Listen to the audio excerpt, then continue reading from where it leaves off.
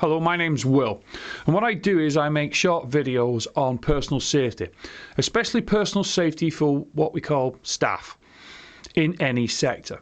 Now, over the past few months and weeks, we've been talking all about change of behaviours and how people seem to be a little bit more aggressive, and also when we all come out of these lockdowns, what type of behaviours are we going to be expecting?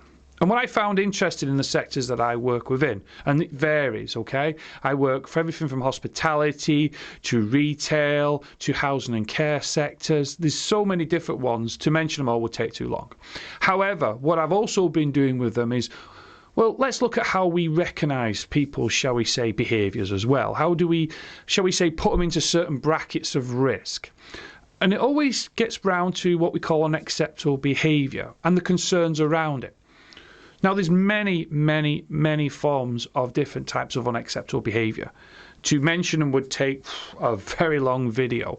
However, what I decided to do was look at them all across the whole sectors that I'm working in. Well, let's say I picked 5 that stood out the most to me.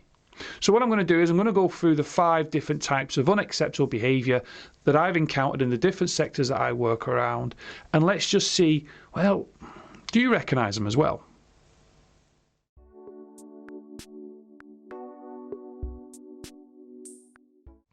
Hello again. So number 1 on the list is consistent phone calls. And what I mean is somebody that is bombarding you with phone calls all day consistently. Now, it can be through to your landline or through to your mobile phone, irrespective. Now, some of you sat there will probably think, well, that's normal. We can't do anything about it. But you have to understand that when this person is getting away with it, they do say to themselves, well, that's okay. The person I'm ringing, that's you, don't mind. And then it starts to get, shall we say, out of hand. Too many calls. Then it takes up too much of your time. And then, believe it or not, it puts pressure on you. So all I'm saying is that if you have, shall we say, got someone that's consistently bombarding you with calls, it might be time for you to say, right, okay, you need to do something. Speak to your manager. Even make a record of how many calls to prove to your supervisor or manager, look, this is becoming unacceptable. Don't let it, shall we say, continue. Number 2 on my list. Well, let's look at it like this. It's what we call, simple as this, recording. Somebody videoing you. Now, whether they're trying to video you on a mobile phone or, as I've experienced in my career, using some form of, shall we say, little devices that you can get off eBay or wish.com, irrespective of what anyone thinks, being physically recorded by somebody is unacceptable. It shouldn't be done.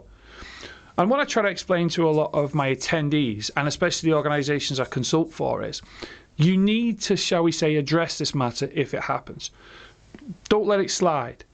If you think that you're in a room and you think that you're being recorded, well, cease what you're doing and leave.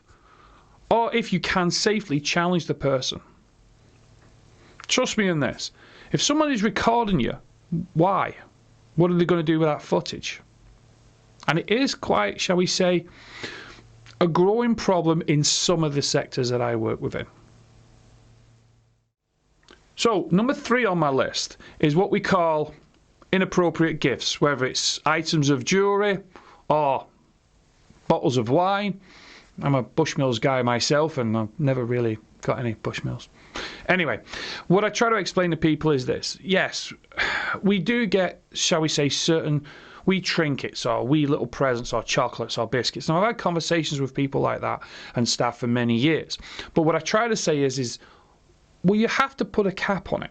Now, some people do say immediately, which I know 1 or 2 will say, well, we actually have a procedure for that.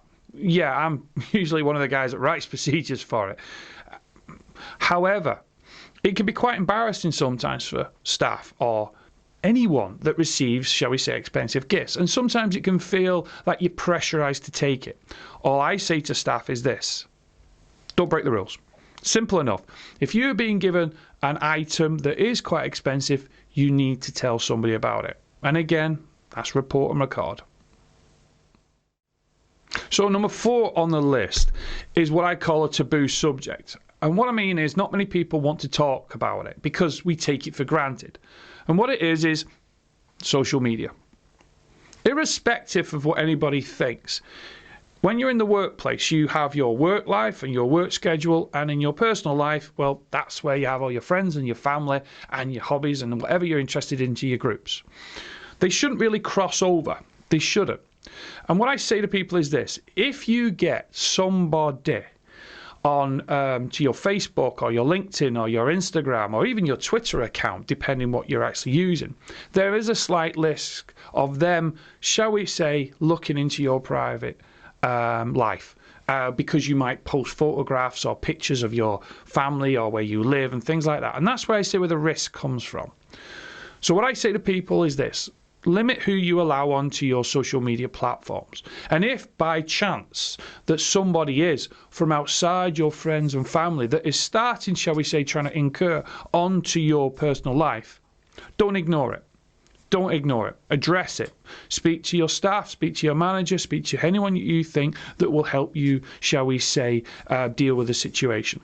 Because over my career, I've dealt with a lot of incidents where, shall we say, individuals have turned up at people's houses, i.e. the staff, and it's not been good. So my last one. Right, this is an interesting one for me especially, because I've had quite a lot of staff over the years challenge me on this and say to me, well, it's not a problem, Will. I don't think it's a problem. I'm quite happy with this. And I say, look, that's okay for you, but your colleagues. Let me explain. What I call it, and what it's renowned for, is unwanted contact. I'm on about the hugs and people touching you when they talk and things like that. And what I try to explain to staff is this: that's okay. You don't mind this individual hugging you. I reckon one or two of you are probably shaking there thinking about this. Okay. But, however, if that individual thinks that that's acceptable, in the sense of they see it's acceptable to hug you or touch you, or in that inappropriate way, a hand on the back or hand on the leg, anything like that, they don't just stop with you. So you could be off for a week, or you could be working in, say, retail and you're not there that day, or you could be working in hospitality and again you're not there that day, and this individual, whoever that may be, thinks that that's acceptable behaviour within that environment. And that's where I've come across it, where I've actually been involved at looking at things and situations and incidents where somebody has had an incident out of unwanted contact, and when we've backtracked through it, we found out, well, actually this staff over here thought that that was okay and acceptable. And I'm not saying it's, some people, yes, you probably work in a caring environment, but you have to understand the limitations of it and also what your procedures say. But that's down to you, because as I tell everyone when I do my training, you're an adult. So there's my 5. I think you should be able to see them there coming down. And what I'm trying to get across to you is that the list is endless. It is endless. But I always try to ask people every now and again, if you're working with members of the public, clients, guests, or you're caring for people, there's no harm in it every now and again, just stopping, taking a moment and thinking to yourself, are behaviours changing? Am I at a risk? What can I do differently? And all those things that I've listed are all what I would call reported and recordable incidents. So again, as I always say, my little tagline, the only person that's going to keep you safe is you. Thank you for watching. Please continue to send in comments and get in touch with me through LinkedIn. And also, shall we say, any questions, I always like to hear. Take care, whatever you're doing. Bye for now.